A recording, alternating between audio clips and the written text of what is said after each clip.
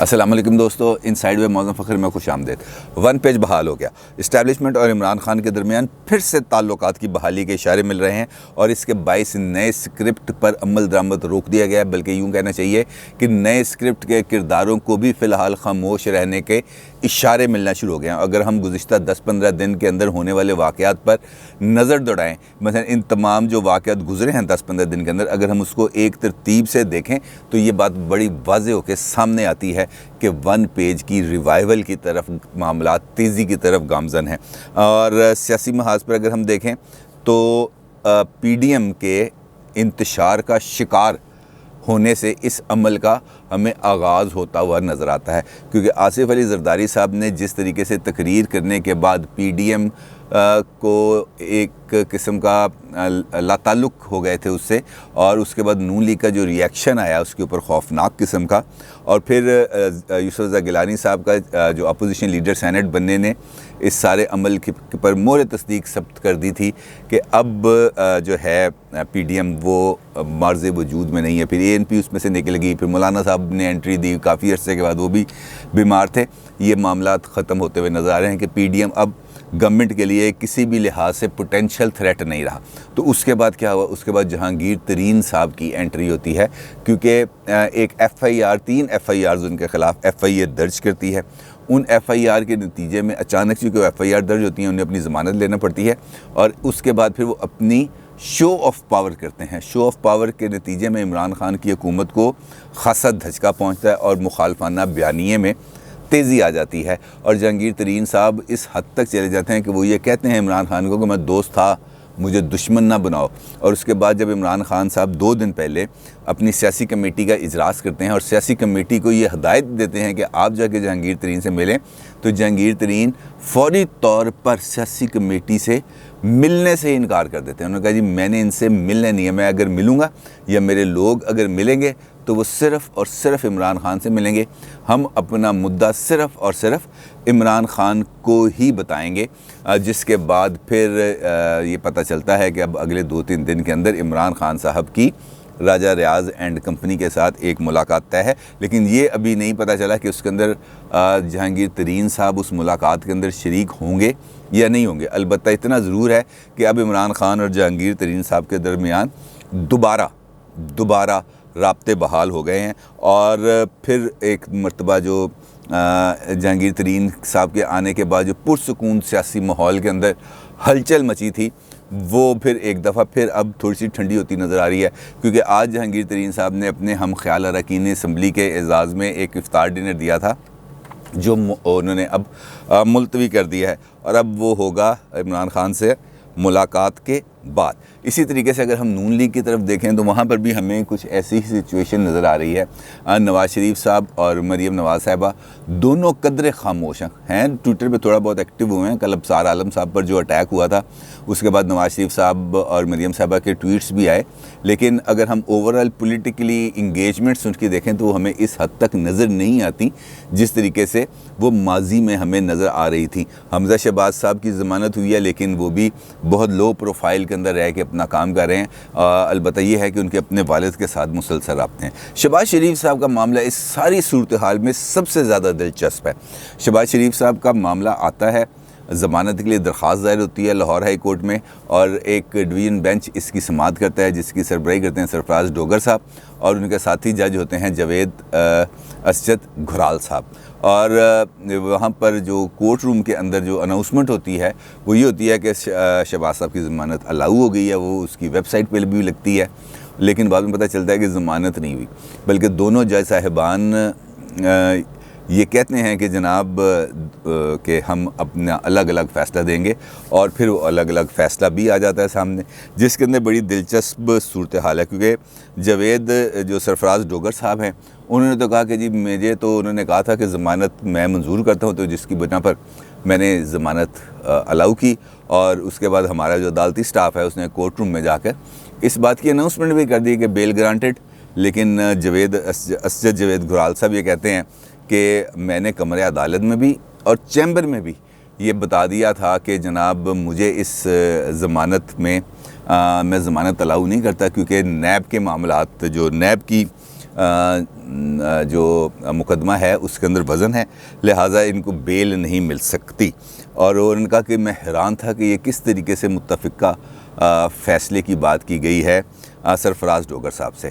तो ये एक कंट्रोवर्सी डेवलप होगी और अब एक नया 3 रुकनी बेंच है जिसने आज से दोबारा शहबाज शरीफ साहब के मुकदमे की समाअत शुरू की और वहाँ पर भी इसी मुकदमे के हवाले से डिस्कशन चलती रही। लेकिन यहाँ पर एक और मामला है जो बहुत ज़्यादा दिलचस्प है कि ये जो है शहबाज शरीफ की ज़मानत को लेकर अब एक नई कंट्रोवर्सी डेवलप हो गई है। और वो नई कंट्रोवर्सी इस तरह डेवलप हो रही है कि जो दोनों फरीक हैं यानी कि नून लीग और हुकूमती हलका, दोनों की जानिब से ये मुतालबा सामने आ रहा है कि इस सारे जो मामला है इसकी एक इंडिपेंडेंट इंक्वायरी की जाए। इंडिपेंडेंट इंक्वायरी आपको पता है जजेस के कॉन्डक्ट की जो इंडिपेंडेंट इंक्वायरी होती है वो सिर्फ़ और सिर्फ सुप्रीम जुडिशल कौंसिल ही कर सकता है।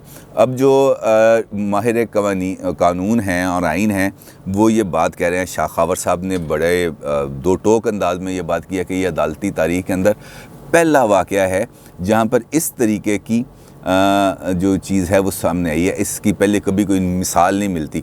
लिहाजा उनका ये कहना था कि chief justice Lahore high court को ख़ुद इस मामले को देखना चाहिए, इंक्वायरी करनी चाहिए। और उन्होंने ये तजवीज़ किया कि इंक्वायरी के लिए जो सबसे अच्छा फोरम है वो है सुप्रीम जुडिशल कौंसिल। और इसी तरीके से अटॉर्नी जनरल ऑफिस के अंदर भी इस हवाले से बातचीत हुई है और उन्होंने भी ये कहा कि इस मामले की इंक्वायरी होनी चाहिए। और अब देखते हैं कि इस मामले की मामला आगे किस तरफ जाता है, क्योंकि सरफराज डोगर साहब के बारे में जो PTI के हल्के हैं वो ये कह रहे हैं, ऑनरेबल जज हैं लाहौर हाई कोर्ट के सरफराज डोगर साहब के, ये इनकी तरफ से जो नून लीग को है, नून लीग के केसेस के अंदर ख़ासा रिलीफ दिया गया है इनके फ़ैसलों पर।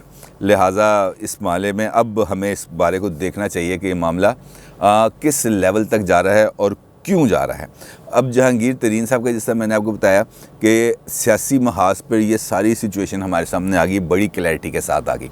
अब दूसरा फ्रंट देखते हैं तो वो हमारे सामने आता है तहरीक लब्बैक पाकिस्तान का। तहरीक लब्बैक पाकिस्तान के हवाले से मैं गुज़िश्ता 4 दिन से मुसलसल आपकी खिदमत में अपनी गुजारिशात पेश कर रहा हूँ। लेकिन अगर हम इस चेन के साथ इस वाली कड़ी को भी मिलाएं तो हमारे सामने ये भी यहाँ पर भी ये बात सामने आती है कि इस्टेब्लिशमेंट ने इस मौके से भी जान छुड़ाने के लिए इमरान खान हुकूमत की मदद की और ख़ुद इस्टेब्लिशमेंट के नुमाइंदों ने वहाँ पे बैठ के इन दोनों फरीक़ैन के दरमियान पैचअप कराया। यानी कि यहाँ पर भी इस्टेब्लिशमेंट ने ही इमरान हुकूमत को बेल आउट किया, अगरचे इनकी नाअहली की वजह से, इमरान हुकूमत की नाअहली की वजह से ये जो धरने हैं 8 दिन के और एहतजाज है और जो तोड़ फोड़ है, ये पूरी कौम को तकरीबन 100 अरब रुपए का इससे धचका पड़ा है। और ख़ास तौर पर मईशत के जो हालात हैं हमारे सामने, वहाँ पर ये 100 अरब रुपए का धचका कुछ ज़्यादा छोटा धचका नहीं है। लेकिन जो मामलात हैं वो आपके सामने, यहाँ पे अब हम ऐसे धचके खाने के आदी हो चुके हैं, क्योंकि अब ये 100 अरब रुपया हमारे से पेट्रोल और बिजली की गैस की कीमतों के ज़रिए ही हमसे वसूल किया जाएगा। इसके अलावा तो और कोई चारा नहीं है।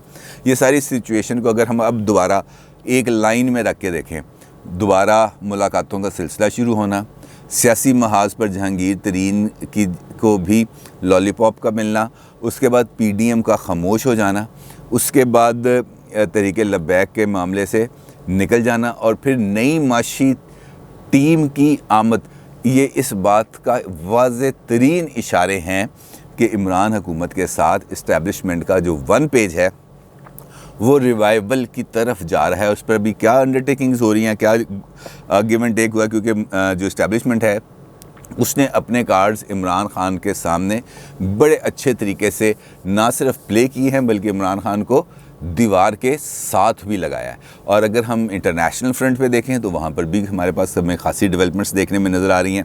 जो इंडो पाक रिलेशनशिप्स हैं वहाँ पे भी हमें डेवलपमेंट नज़र आ रही है। काफ़ी अरसे के बाद हमारी कंट्रोल लाइन पे खामोशी हुई है, हमारी DGMOs के आपस के अंदर राब्ते हुए हैं और सीज़ फायर जो 2003 का एग्रीमेंट था उसके ऊपर जो है वो अमल दरामद शुरू हो गया। तो वहाँ पर भी उसके बाद ट्रेड का इंडिया के साथ मामला शुरू हुआ और अमारात के अंदर जो बातचीत है उसका सिलसिला भी जारी है। अब शाह महमूद कुरैशी साहब भी गए हुए थे UAE, तो इसी दौरान इंडियन फॉरेन मिनिस्टर भी UAE में मौजूद थे। ये तो अभी तक कंफर्म नहीं है कि उन दोनों की कोई मुलाकात हुई है या नहीं हुई। अलबत्ता जो UAE है उसने इन दोनों के दरमियान भी कोई ना कोई रोल ज़रूर प्ले किया है। लिहाजा अगर हम इन तमाम चीज़ों को देखें तो हमें वन पेज सामने क्लैरिटी के साथ रिवाइव होता हुआ, जुड़ता हुआ नज़र आ रहा है। लेकिन सवाल इसके बावजूद भी कुछ सवाल पैदा होते हैं। सवाल यह है कि इस सब के बावजूद, यानी कि वन पेज बहाल होने के बावजूद, इमरान हुकूमत अपनी मुद्दत पूरी कर पाएगी? क्या इमरान हुकूमत माशी सूरत हाल को संभाल पाएगी? क्या कारकर्दगी के वादे पूरे किए जा सकेंगे? और अगर हम इमरान ख़ान साहब की गुज़िश्ता 2.5 साल की कारकर्दगी को मद्देनज़र रखें तो इन 3 सवालों में से मुझे किसी एक का जवाब भी हाँ में नज़र नहीं आता, क्योंकि माशी टीम की चौथी मरतबा जो नई माशी टीम की इंडक्शन है, ये भी किसी और ज़रिए के साथ ही है, और उस ज़रिए को इस बात की यकीन दहानी कराई गई है कि 6 महीने के अंदर ये जो माशी हालात हैं हम इसको टर्न अराउंड कर देंगे और हमारी जो ग्रोथ है वो बढ़ना शुरू हो जाएगी और हम माशी बहरान से निकल आएंगे। अब ये जो 6 महीने का चूरन इमरान ख़ान साहब गुज़िश्ता 3 साल से बेचते आ रहे हैं, ये अगर अगले 6 महीने भी बिकता है तो इसका मतलब ये होगा कि पाकिस्तान के अंदर कोई और तब्दीली नहीं आ सकेगी पॉलिटिकल फ्रंट पर, क्योंकि उसके बाद इमरान ख़ान साहब की 3.5 साल, पौने 4 साल की गवर्नमेंट का टेन्योर पूरा हो चुका होगा। साल, सवा साल, 1.5 साल रह जाएगा बाकी, और साल, सवा साल, 1.5 साल के अंदर वैसे ही अगले इंतखाबात के लिए माहौल बनना शुरू हो जाता है। लिहाजा उस अरसे के दौरान फिर किसी जगह पर कोई तब्दीली आने का इम्कान नहीं है। और अगर ये सिंक्रोनाइजेशन ऐसी ही चलती है तो फिर 2023 के अंदर ही या ज़्यादा से ज़्यादा 2022 के अंदर ही इलेक्शन होंगे। और अगर ये वन पेज रिवाइव नहीं होता तो वो जो स्क्रिप्ट तैयार है उसके अंदर जहांगीर तरीन साहब को ज़िम्मेदारियां देकर उस स्क्रिप्ट के ऊपर काम शुरू कर दिया जाएगा। यानी कि अब इस पूरे जो सिनेरियो मैंने आपके सामने पेश किया है, इसके अंदर इस्टेब्लिशमेंट के पास फिर वही सेंट्रल पोजीशन आ चुकी है। वो चाहे तो इमरान हुकूमत पर हाथ रखे और वो अपने 5 साल पूरे कर ले, और अगर चाहे तो वो जो प्लान बी है उनका, जो उनका नया स्क्रिप्ट है, वो उसको एग्जीक्यूट करे, नए प्लेयर्स के कंधों पर हाथ रखे और दोबारा एक तब्दीली के अमल के ज़रिए एक नई हुकूमत को मार्ज़ वजूद में लेके आए, चाहे वो मिड टर्म की शक्ल में लेके आए या चाहे इन हाउस चेंज के ज़रिए लेके आए। तो ये जो तमाम कार्ड्स हैं इस वक्त तमाम के तमाम वो इस्टेब्लिशमेंट के हाथ में हैं बड़े पूरे तरीके से, और वो इसको बहुत अच्छे तरीके से इस्तेमाल भी करते आ रहे हैं। अब हुकूमत की जो माशी कारकर्दगी है उसकी तो एक हल्की सी मिसाल मैंने आपके सामने रखी है कि सिर्फ धरनों के अंदर ही हमें 100 अरब रुपए का टीका लगा है, सिर्फ धरनों के अंदर। और इस वक्त हम फौरी तौर पर किसी भी किस्म के एडवेंचर के मुतहम्मल हो नहीं सकते, क्योंकि बजट आ रहा है। और बजट के लिए शौकत तरीन साहब की बुनियादी जिम्मेदारी ये आयद की गई है कि उन्होंने जो IMF है उससे जो फाइनल किस्त है, जो हतमी किस्त है उनके जो 3 साल प्रोग्राम की, $2 अरब की जो बजट सपोर्ट प्रोग्राम है उनका, वो किस्त उन्होंने वसूल करनी है। क्योंकि अगर वो किस्त नहीं आई तो गवर्नमेंट के पास बजट के अंदर किसी भी किस्म का उसको बजट को पास कराने की या बजट के अंदर तरक्याती काम रखने की उनके पास गुंजाइश ही नहीं बचेगी।